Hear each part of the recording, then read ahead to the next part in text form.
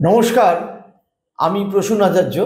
আপনারা দেখছেন প্রসূন আচার্য journalist YouTube চ্যানেলের দেশ দুনিয়া কলকাতা অনুষ্ঠানের নতুন এপিসোড। আজকের আমাদের আলোচনার যে বিষয়বস্তু সেটা খুব প্রাসঙ্গিকভাবেই গতকাল মমতা বন্দ্যোপাধ্যায় বাঙালি অস্মিতাকে সঙ্গে নিয়ে বাঙালি পরিযায়ী শ্রমিক এবং বাঙালিদের ওপর বিভিন্ন বিজেপি রুল স্টেটে যে আক্রমণ হচ্ছে তার প্রতিবাদে অভিষেক বন্দ্যোপাধ্যায় এবং তার ক্যাবিনেটের মন্ত্রীদের নিয়ে যেভাবে পায়ে হাঁটলেন, সভা করলেন, উল্টো দিক থেকে শুভেন্দু অধিকারী রোহিঙ্গাদের ভোটার লিস্ট থেকে বাদ দেওয়ার দাবি নিয়ে রাস্তায় হাঁটলেন, ইলেকশন কমিশনের কাছে দরখাস্ত দিলেন, তার তুল্য মূল্য বিচার। এবং সেই বিচারের শেষে আমার অভিমত হচ্ছে, তা দেখা যাচ্ছে যা পরিস্থিতি, তাতে মনে হচ্ছে অ্যাজ অন টুডে বিজেপি কি তাহলে 2026-এর ইলেকশনের আগেই ম্যাচটা মমতার হাতে তুলে দিচ্ছে? তাহলে কি মমতা যে বললেন যে খেলা হবে, খেলা হওয়ার আগেই বিজেপির হারটা অনেকটা নিশ্চিত হয়ে যাচ্ছে? এই কথা বলছি কতগুলো সুনির্দিষ্ট কারণের ভিত্তিতে। আপনারা মনে করুন 2021 সালের বিধানসভা ইলেকশনের আগে তখন প্রশান্ত কিশোরের আইপ্যাক যে স্লোগান তুলে ধরেছিল, বাংলা বাঙালির মেয়েকেই চায়, সেই স্লোগানটা কিন্তু বহুলাংশে কার্যকর হয়েছিল দুই গুজরাটি অমিত শাহ এবং মোদির প্রতিদিন ডেলি প্যাসেঞ্জারি করে বিজেপিকে চাঙ্গা করার বিরুদ্ধে। এবং ঠিক তখন একইভাবে তৎকালীন বিজেপি সভাপতি দিলীপ ঘোষ এই রোহিঙ্গা ইস্যুতে সরব হয়েছেন। কিন্তু 77 পর্যন্ত গিয়ে বিজেপির গেট আটকে গেছিল, তারপরে এগোয়নি। তৃণমূল 200 সংখ্যা ক্রস করে গেছিল। আপকি বার 200 পারের নারা যে অমিত শাহ দিয়েছিলেন, ডাক দিয়েছিলেন, সেটা কার্যকর হয়নি, সকলেই আপনারা জানেন। আজকের এপিসোডে আমরা বিস্তারিত আলোচনা করব এই ব্যাপারে। তার আগে আপনাদের বলি, আপনারা যারা ইউটিউব চ্যানেলটি দেখছেন এবং সাবস্ক্রাইব করছেন তাদের ধন্যবাদ। যারা দেখছেন কিন্তু সাবস্ক্রাইব করছেন না, তাদেরকে অনুরোধ করব চ্যানেলটি সাবস্ক্রাইব করুন, শেয়ার করুন, লাইক কমেন্ট করুন। এবং আমি আরও পরিষ্কারভাবে আপনাদেরকে বলতে চাই, আমার দায়বদ্ধতা না মমতা বন্দ্যোপাধ্যায়ের কাছে, না বিজেপির কাছে, না সিপিএম এর কাছে, না কংগ্রেসের কাছে। আমার দায়বদ্ধতা সত্যের কাছে। যে কারণে আজকের যে বিষয়বস্তু সেটা হচ্ছে এই রোহিঙ্গাদের কথা তুলে পশ্চিমবঙ্গে যে একটা ধর্মীয় বাতাবরণ সৃষ্টি করা হচ্ছে। দিল্লিতে জয় হিন্দ কলোনি যে বাসিন্দাদের, যাদের আলো জল কেটে দেওয়া হয়েছে, তাদেরকে শুভেন্দু অধিকারী টুইটারে তাদের সভাকে রোহিঙ্গা বলে চিহ্নিত করছেন এবং অদ্ভুতভাবে একটা ন্যারেটিভ সৃষ্টি করছেন যে পশ্চিমবঙ্গে 1 কোটি রোহিঙ্গা আছে, তাদের ভোটার তালিকা থেকে বাদ দিতে হবে। সেই ব্যাপারে বিস্তারিত কথা বলবো। মমতা বন্দ্যোপাধ্যায়ের সভা হয়তো অনেকেই দেখেছেন, বা আজকে যখন আমার ইউটিউব চ্যানেল দেখছেন, আমরা মমতার সবার মিটিং এবং শুভেন্দুর কথা নিয়ে আলোচনা করব। তার আগে একটা ভ্রান্ত ধারণা ভাঙার দরকার। ভারতে অ্যাকচুয়ালি কত রোহিঙ্গা আছে, রোহিঙ্গা কারা, ইত্যাদি। আমি কয়েকদিন আগে একটি টিভি চ্যানেলে গেছিলাম। বিজেপির টিভি চ্যানেলের যিনি প্রবক্তা, তিনি বলতেই পারলেন না রোহিঙ্গা কারা। এবং আমার ধারণা বিজেপির লোকেরাও খুব সুনির্দিষ্টভাবে জানে না। বার্মাকে এখন বলা হয় মায়ানমার। বার্মার যে রাখাইন প্রদেশ, আরাকান যেটাকে আমরা বলতাম, সেখানে মুসলিমদের বাস বেশি, খুব অল্প সংখ্যক খ্রিস্টানও আছে।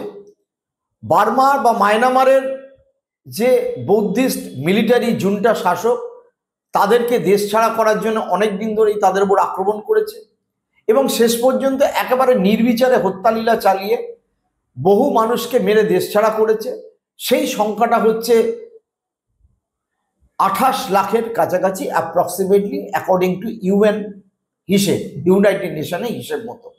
পৃথিবীতে এই মুহূর্তে সবচেয়ে বেশি মানুষ ওই অঞ্চল থেকে বিতাড়িত হয়েছেন। ওই অঞ্চলের মানুষ বাংলা ভাষায় কিন্তু কথা বলে না, অদ্ভুতভাবে বার্মিজ ল্যাঙ্গুয়েজ, তার সাথে চাটগাঁয়ের ভাষার অপভ্রংশ মিলে যে ভাষায় কথা বলেন সেটা বাংলা একেবারেই নয়। তারা বাঙালিও নয়, অধিকাংশ মুসলিম, বলা চলে 95 কেন 97% মুসলিম, কিন্তু তাদের ভাষা বাঙালি নয়, তাদের আচার আচরণও বাঙালি নয়, যদিও তারা তাদের ভাষার সাথে কিছুটা বাংলা ভাষার কথোপকথনের মিল আছে। ককে তারা বলে উচ্চারণ করে। আবারও বলছি, এই রোহিঙ্গাদের উপর 2017 সাল থেকে যখন প্রবল অত্যাচার শুরু হয় তখন তারা দেশ ছেড়ে পালাতে শুরু করে। তার মধ্যে 7 থেকে 10 লাখ, হাসিনার সময় প্রায় 10 লাখের কাছে উদ্বাস্তু বাংলাদেশে আশ্রয় নেন।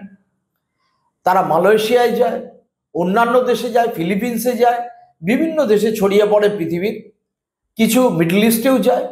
ভারতে সামগ্রিকভাবে কত রোহিঙ্গা এসছে সেই তালিকাটা তুলে ধরলেই বোঝা যাবে যে শুভেন্দু অধিকারী এবং বিজেপির লোকেরা দিনের পর দিন এই রোহিঙ্গার নামে কিভাবে মিথ্যে কথা বলে চলেছে। আমি তৃণমূলের লোকেদের এই ভিডিওটা ভালো করে দেখতে বলবো এবং শেয়ার করতে বলবো, কারণ তৃণমূলের ব্যাকআপ লাইন, আমি তৃণমূলের প্রচারক নয়, অত্যন্ত দুর্বল এবং এত দুর্নীতির পাঁকে নিমজ্জিত একটি দল 2021-এ ক্ষমতা আসার পরে, বিশেষ করে শিক্ষা দুর্নীতিতে সামগ্রিকভাবে তারা যেভাবে জড়িয়ে পড়েছে, নিয়োগ দুর্নীতিতে যেভাবে জড়িয়ে পড়েছে, তারপর মুখ দেখানোর কোনো জায়গা নেই। সুতরাং তারা যে এটা তথ্য তুলে ধরবে সঠিক, সেই কাজ এখনো পর্যন্ত দেখতে পারলাম না। কারণ তাদের দলে সিপিএম থেকে বিতাড়িত লোকেদের নেওয়া হয়, যারা লুজ ক্যারেক্টার, অর্থাৎ অত্যন্ত অসংযমী যৌন জীবন যাপনের জন্য বিতরণ করা হয়, তাদেরকে শেল্টার দিয়ে সাংসদ করা হয়। সুতরাং তৃণমূলকে আমার গার্ড করার কিছু নেই। ইউএন যে রিফিউজি এজেন্সি UNHCR, তাদের 2024 সালের রিপোর্টে, যেটা ভারত সরকারও মান্যতা দিয়েছে, ভারতে অফিসিয়ালি রিফিউজি আছে 22,500, 2024-এর রিপোর্ট। সামগ্রিকভাবে অ্যাপ্রক্সিমেটলি ভারত সরকার যা বলছে তাতে বিভিন্ন সূত্র থেকে বোঝা যায় ভারতে বিভিন্ন রাজ্য মিলিয়ে 40,000 রোহিঙ্গা রয়েছেন উদ্বাস্তু, এবং তারা স্ট্রিক্ট পুলিশের নজরদারিতে রয়েছেন, বিভিন্ন ক্যাম্পে রয়েছেন। তার মধ্যে ইউএনের সাহায্যপ্রাপ্ত ক্যাম্পে রয়েছেন 22,500। কোথায় রয়েছেন?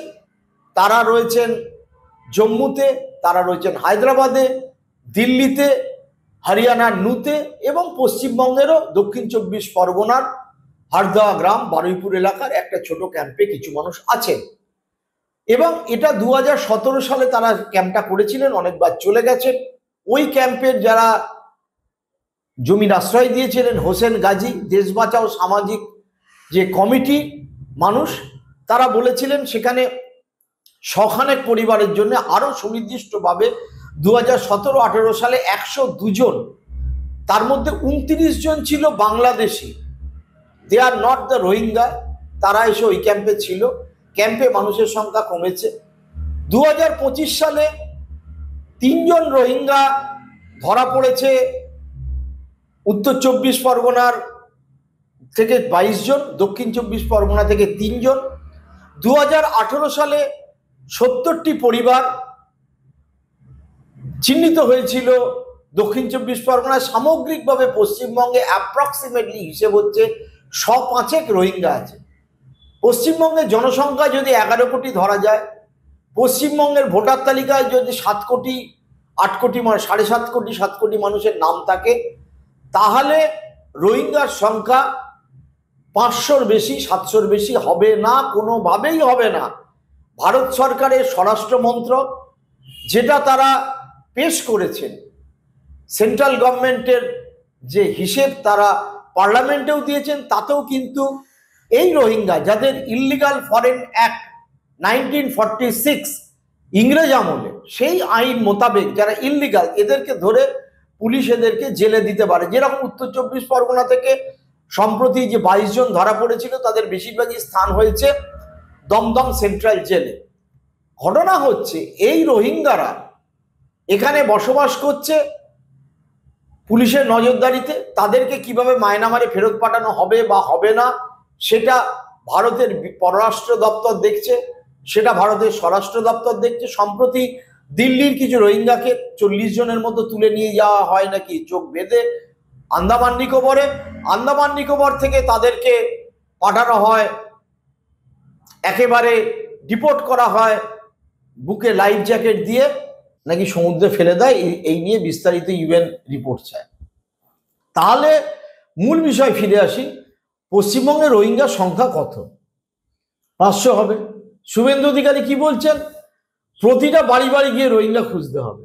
শুভেন্দু অধিকারী কি বলছেন? 1 কোটির কাছাকাছি রোহিঙ্গা আছে, অর্থাৎ যত মুসলিম তাদের সবাইকে রোহিঙ্গা বলে তিনি দাবিয়ে দিতে চাইছেন।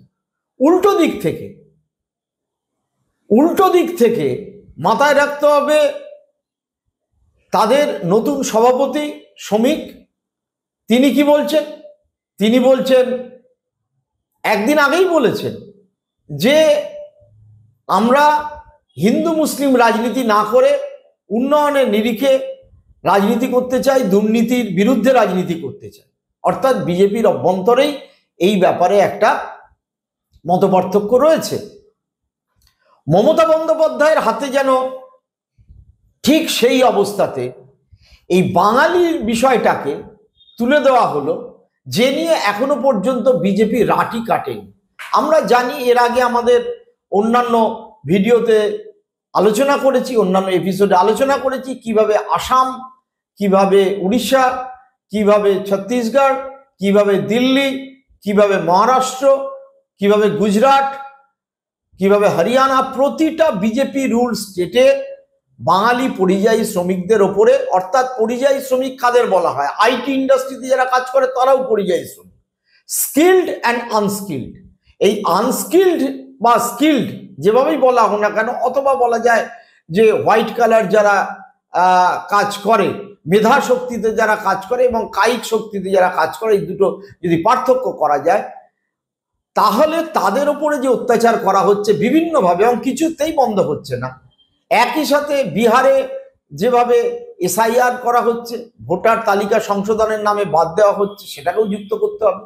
সব মিলিয়েই মমতা বন্দ্যোপাধ্যায় তার বক্তৃতায় বাংলা এবং হিন্দি মিশিয়ে যেটা বললেন যে পশ্চিমবঙ্গে 1.5 কোটি হিন্দিভাষী এবং অন্যান্য ভাষাভাষী বাস করেন, তাদের উপর আমাদের কোনো রকম বিতরাগ নেই, কিন্তু বাংলা ভাষায় যারা কথা বলেন তাদের উপরে যদি এই রকম অত্যাচার করে আমরা ছেড়ে দেব না।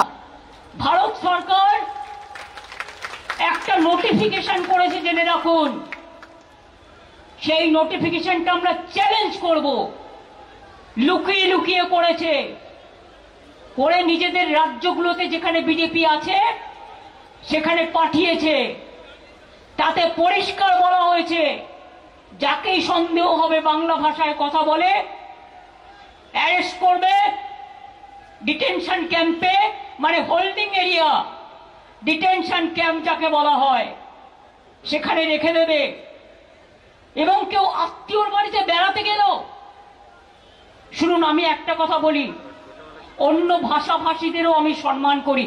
हम इज्जत करते हैं हर तरह और भाषाभाषी को हम सम्मान करते हैं, चाहे हिंदू हो, चाहे मुस्लिम हो, चाहे सिख हो, चाहे ईसाई हो, चाहे बिहार हो, चाहे यूपी हो, चाहे राजस्थान हो, चाहे मध्य प्रदेश हो, चाहे पंजाब हो, चाहे दिल्ली हो, चाहे आसाम हो, चाहे उड़ीसा हो, चाहे नॉर्थ ईस्टर्न हो, हर भाषा को हम सम्मान करते हैं।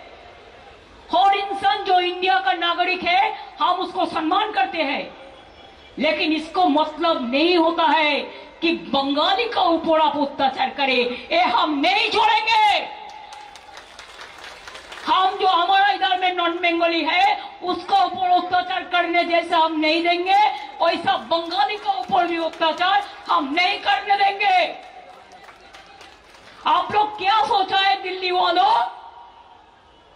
कि आप देश का जिम्मेदारी ले लिया, जिसको मर्जी आप रुक देता है, जिसको मर्जी जेल भेजता है, जिसको मर्जी आप बांग्ला भाषा कहने से बांग्लादेशी रोहिंग्या बोल देता है। बांग्लादेश तो अलग से राज है, रोहिंग्या तो म्यांमार में रहते हैं। हमारा इधर में क्या है, जो वेस्ट बंगाल का नागरिक है उसका पास आईडी कार्ड है, उसका पास आधार कार्ड है, उसका पास पैन कार्ड है।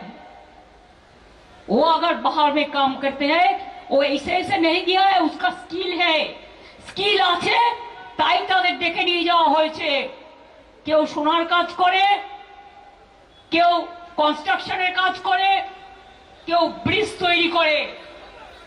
শুনে রাখুন, 22 লক্ষ আমার বাংলার মজদুর, যারা গরিব, BJP is anti poor and anti commoners.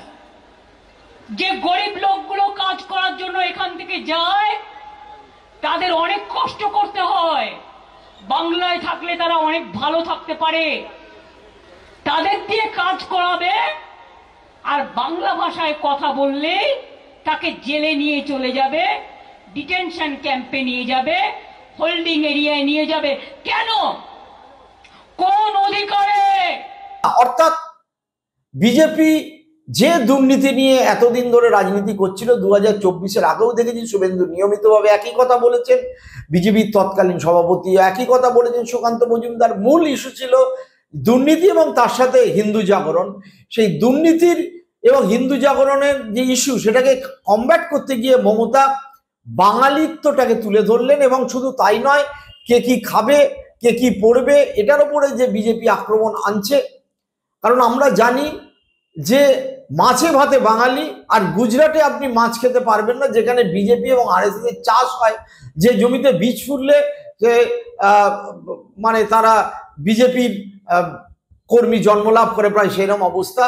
এবং বিজেপি রুল স্টেটে এই জিনিসটা সাংঘাতিকভাবে প্রকট হচ্ছে।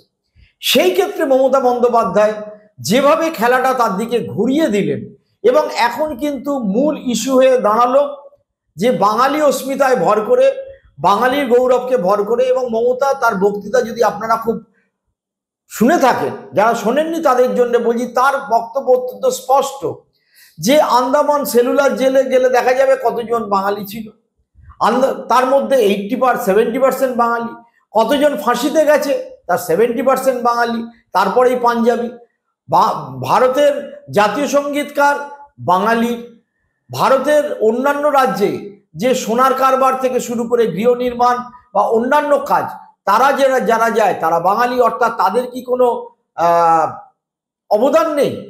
এই যে বাঙালি প্রাইডটাকে মমতা 2021-এর পরেও আবার 2026-এ খেলার সুযোগ পেল, সেই সুযোগটা কারা করে দিল? সেই সুযোগটা করে দিল বিজেপি। কিভাবে দিল না? বিজেপি, প্রথম কথা, বিজেপি রুল স্টেটে যেভাবে বাঙালিদের উপর হেনস্থা করা হলো, উড়িষ্যা থেকে শুরু করে হরিয়ানা, দিল্লিতে যেভাবে ডেমোলিশ করে দেওয়া হলো, আসামে যেভাবে বলা হচ্ছে যে বাংলা লিখলে তাদেরকে আমরা বাংলাদেশি বলে চিহ্নিত করবে। এবং মমতা খুব পরিষ্কারভাবে আসামের ইস্যুটাকেও টেনেছে। তারা মমতার সেভাবে ভোটারও নয়, ভোট দেনও না, দেবেনও না। বরঞ্চ মমতা কিছু ক্যান্ডিডেট দাঁড় করালে তাদের সুবিধাই হবে। মমতা বললেন ওখানে 12 লক্ষ মানুষকে বাংলা ভাষায় কথা বলেন বলে বাদ দেওয়া হয়েছে। ডিটেনশন ক্যাম্পের কথা বললেন, যা কোনোদিন অতীতে শোনা যায়নি। এই মমতাকেই কিন্তু ধানকারে যখন ভাইস প্রেসিডেন্টের পদে দাঁড়ান, আমরা হেমন্ত বিশ্ব শর্মার সাথে দার্জিলিংয়ে মিটিংয়ে বসতে দেখি, এবং তারপর তিনি আর ধনকরের বিরুদ্ধে কোনো ক্যান্ডিডেট দেননি বা ভোটে আপত্তিও করেননি, বরঞ্চ সাপোর্ট করে দিয়েছিলেন। অর্থাৎ যে হেমন্ত বিশ্ব শর্মার সাথে আমরা সাময়িকভাবে মমতা ব্যানার্জির একটা মিটিং ক্লোজ ডোর হয়ে ঘটনা প্রবাহ দেখলাম একদিকে চলে গেছিল।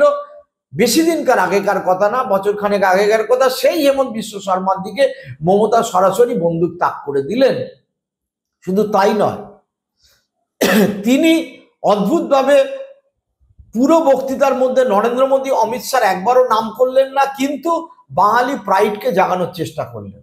অন্য দিক থেকে দেখলাম, যেটা বাস্তব নয়, যেটা সত্য নয়, সেই মিথ্যের ওপর ভর করে রোহিঙ্গাদের ভোটার লিস্ট থেকে বাদ দিতে হবে, ভোটার লিস্ট থেকে বাদ দিতে হবে, ভোটার লিস্ট থেকে বাদ দিতে হবে, এই এক কথা বলে দাবি নিয়ে অগ্নিমিত্রা পল, শঙ্কর ঘোষ, অগ্নিমিত্রাও ছিল মমতার ক্লাসে, শঙ্কর ঘোষ, বঙ্কিম ঘোষ তো একেবারে সিপিএম থেকে আসা, মানে সমস্ত দল বদলু লোকেদের আশেপাশে নিয়ে গিয়ে রাস্তায় বসে ইলেকশন কমিশনের কাছে গিয়ে দরবার করে এলো, তাদের বাদ দিতে হবে, ইন্টেন্সিভ ভোটার রিভিশন এখানে চালু করতে হবে। মমতা অলরেডি বলে দিয়েছে যে আপনারা যাদের নাম বাদ না যান দেখতে হবে। মমতা বন্দ্যোপাধ্যায়ের যে পরিমাণে সাংগঠনিক শক্তি, তার বিজেপি নো ম্যাচ। বিজেপি খেলাটা খেলে হিন্দুত্বের এটা ব্রেনের মধ্যে নিয়ে নেয়, এবং নিয়ে আরএসএস এর প্রোপাগান্ডা মেশিনারি কাজ করে। তার সাথে কিছু চ্যানেল, একেবারে আমি সুস্পষ্টভাবে বলছি, তারা বিজেপির হয়ে প্রচার চালায়। কিছু মিডিয়া, কিছু ইউটিউবার, তারা একেবারে বিজেপির হয়ে নেমে পড়ে এবং সেই প্রচারে যতটা উতরানো যায়। কিন্তু সেই উতরাতে গেলে যে জিনিসটা হয়, আলটিমেটলি কোথাও একটা বাঙালির প্রাইড কিন্তু জেগে ওঠে। এবং বাঙালির প্রাইড যদি মমতা জাগিয়ে তুলতে পারে, তাহলে এই যে 26,000 শিক্ষকের চাকরি চলে গেল, গতবার আমরা দেখলাম ডাক্তার শিক্ষকরা অভয়াকাণ্ডের ক্ষেত্রে চিকিৎসকরা রাস্তায় নামলো, একটা উত্তাল হলো, গোটা বিষয়টা পার্থ আজ জেলে, অর্পিতা পার্থর ঘর থেকে কারি কারি নোট উদ্ধার হলো, মানুষ যে যে দুর্নীতির বিষয়গুলো দেখে এসছে সেটা ক্রমশই ব্যাকসিটে চলে যাবে এবং চলে যেতে বাধ্য। এবং যত সেটা ব্যাকসিটে চলে যাবে, সেখানে দীঘার মন্দির করে মমতা বন্দ্যোপাধ্যায় বাড়ি বাড়ি একটা প্রসাদ পৌঁছে দিয়ে যেভাবে হিন্দুবোধ কিছুটা ফিরিয়ে আনতে পারবে, ঠিক একই সাথে বাঙালি অস্মিতাকে সঙ্গে নিয়ে এবং বাঙালিদের ব্যাপারে তিনি একাই লড়ছেন, রুখে দাঁড়িয়েছেন, এইরকম একটা ভাবমূর্তিকে সঙ্গে নিয়ে তিনি যে খেলাটা খেলতে শুরু করে দিলেন এবং বললেন 21শে জুলাই, আমি আজকেই বলছি 21শে জুলাইয়ের মঞ্চ থেকে মমতা ওই একই কাজ করবেন, আবার বাঙালি কার্ড খেলবেন। এবং আমরা যতই বলি না কেন, সেই বাঙালি কার্ড আলটিমেটলি বাঙালি সেন্টিমেন্টে গিয়ে এবং মমতার যারা ভোটার মাইন্ডেড, মমতার ভোটারদের কাছে মমতাকে অ্যাড্রেস করতে হবে। বিজেপি ইন এনি কেস একটা সাইজেবল বর্ণ হিন্দু এবং উচ্চবিত্ত মধ্যবিত্তর ভোট তারা পাবেই। আপনি যাই বলুন আর তাই বলুন, তারা একসময় বামফ্রন্ট ছেড়ে মমতার দিকে গেছিল, তারা বিজেপির দিকে ফিরে এসেছে। কিন্তু মমতার যারা ভোটার, যারা 1000 টাকা বা 500 টাকার বিভিন্ন রকম সরকারি ভর্তুকি ভাতাতে তারা খুশি, তারা আপাতত একটা মোটামুটি নিরাপত্তা বলয়ের মধ্যে খুশি, তারা এই কি বলে জীবনযাত্রার মান যদিও নিচু হয়, তাহলেও তাদের কিন্তু মমতাকে ছেড়ে তারা যায় না। তার মধ্যে মুসলিম রয়েছে, হিন্দু রয়েছে, শুধু মুসলিম নেই, হিন্দু আছে, এটা মাথায় রাখতে হবে। যে হিন্দুদের কোনোভাবেই বিজেপি 38% নিচে নামাতে পারছে না, তারা কিন্তু ক্রমশ ইউনাইটেড হয়ে এই যারা পরিযায়ী শ্রমিক, এই তো চুচুড়ার দেবাশিস, তার মানে হিন্দু প্রচুর আছে, এই চুচুড়ার দেবাশিস দাস আপনারা জানেন যে কি অবস্থায় উড়িষ্যা থেকে মারধর খেয়ে ফিরে এসছে। শুভেন্দু শুধু মুসলমানদের কথা বললেই তো হলো না, তারা তত বেশি মমতার পেছনে কনসলিডেট হবে এবং যত বেশি কনসলিডেট হবে মমতার ইলেকশনে জেতা তত সহজ হয়ে যাবে। অ্যাজ অন টুডে যা পরিস্থিতি, তাতে শুভেন্দু অধিকারী এই রোহিঙ্গার একটা মিথ্যে তত্ত্ব দিয়ে খাড়া করে, যেটা দিলীপ ঘোষ 2021-এর আগে করেছিল, কিন্তু সেটা কোনো কাজে লাগেনি, কারণ বাস্তবের সাথে তো তার কোনো সম্পর্ক নেই। পশ্চিমবঙ্গের রোহিঙ্গা কত হতে পারে অ্যাপ্রক্সিমেটলি, আমি তো সেটা হিসেব দিয়ে জানিয়ে দিলাম, বললাম, আপনারাও শুনতে পেলেন। সুতরাং আমার মনে হচ্ছে যা পরিস্থিতি, তাতে মমতা গেন করে গেল। উল্টো দিক থেকে সিপিআইএম এর লিবারেশন, তারাও কিন্তু একইভাবে বাঙালি ইস্যুটা সঙ্গে নিয়ে পথে নামবে এবং সেটাও কিন্তু বিজেপির পক্ষে মারাত্মক আকার ধারণ করবে, কারণ তারাও বাঙালি অস্মিতার ব্যান্ড বাজবে যে বাঙালি এক হও, বাঙালি তুমি অত্যাচারিত। সেখানে শুভেন্দু অধিকারী এবং তার দলবল একেবারে চুপ হবে, তারা উল্টো দিকে কথা বলবে, উল্টো দিকে কথা বলতে বাধ্য, কারণ কেন্দ্রীয় সরকার ওই রকমভাবেই একটা বিদ্বেষমূলক আচরণ গোটা দেশ জুড়ে নামিয়ে আনছে। শুধু বাঙালির বিরুদ্ধে না, তারা গরিব বিহারিদের বিরুদ্ধেও করছে, তামিলদের বিরুদ্ধেও করছে এবং অসমের অহমিয়া মুসলমান যারা অহমিয়া মুসলিম তাদের বিরুদ্ধেও করছে, সর্বত্র করছে। এটা তাদের স্ট্র্যাটেজিক ফ্যাসিস্টিক আউটলুকের মধ্যে যেটা পড়ে, তারা যা যা করার তাই তাই করছে। সুতরাং নিঃসন্দেহে বলা চলে খেলা হবে যে মমতা বললেন, তার আগেই যেন মনে হচ্ছে 2026-এর ম্যাচ বিজেপি তুলে দিচ্ছে মমতার হাতে। এবার ম্যাচের কি দাঁড়াবে না দাঁড়াবে সেটা আগামী দিন আমরা আরো পরিষ্কারভাবে বুঝতে পারবো। কিন্তু মমতা বন্দ্যোপাধ্যায় 2021-এর পরে আবার সেই বাংলার মেয়েকেই চায়, সেই রকমই একটা স্লোগানকে সঙ্গে নিয়ে 2026-এর ইলেকশনে এগোবেন।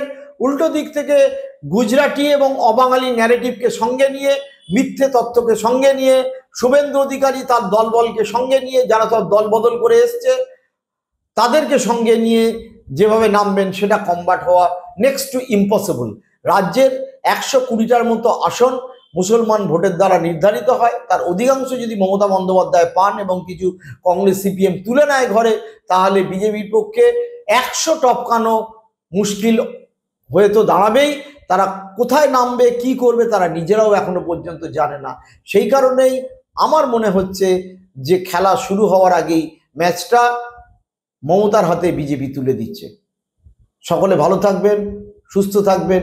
ভালো লাগলে শেয়ার করবেন, কমেন্ট করবেন এবং আমার চ্যানেলটি সাবস্ক্রাইব করার জন্য বন্ধুদের কাছে অনুরোধ জানাবেন। ধন্যবাদ।